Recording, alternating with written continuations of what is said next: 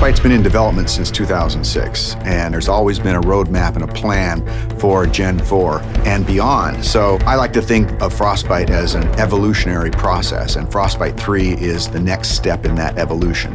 Frostbite 3 is a really powerful tool set. A gamer is going to experience a much more authentic, believable, and realistic-looking game. We have one unified program where you can create content that will run on everything from an iPhone to a next-gen console. And now it's really coming online and enabling the game designers to do way more than they've ever been able to do before.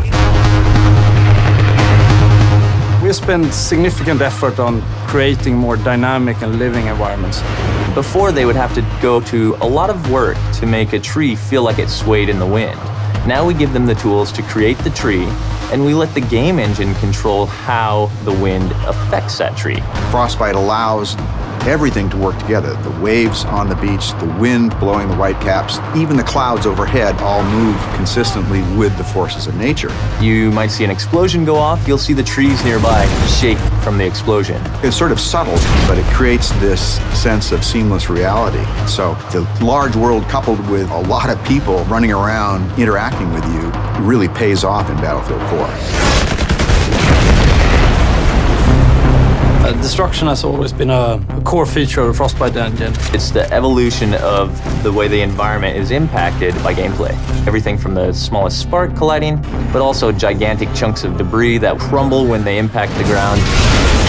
The guys on Battlefield 4 have been working on something called Levolution.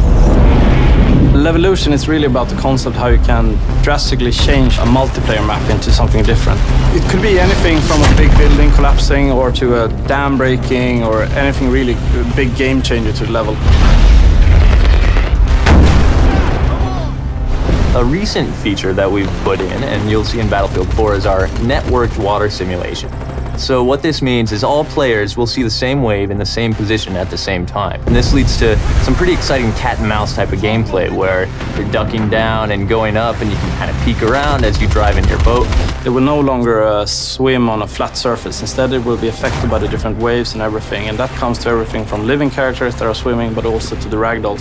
Something like a jet crashes into the ocean, you'll see the water react and the debris will then float on the waves. It's a very, very cool dynamic engine. Things just happen and it seems right. Take cover! In Frostbite 3, we've made a priority of much more believable, emotionally believable characters. There's a whole slew of features in Frostbite that support that, and one of the most important is the way a person's eyes look.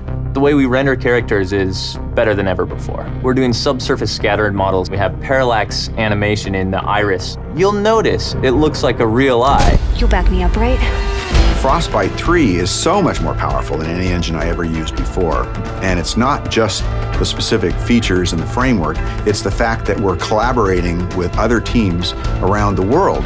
In the past, before we had the Frostbite team, we were building a new engine every time and we were kind of stumbling constantly. Now, to have the team here to focus on new releases with new goodies means that we as a team can focus on the creative side to deliver better games, better experiences. Today's it's used by a lot of different genres, so everything from racing games to real-time strategy games and RPGs.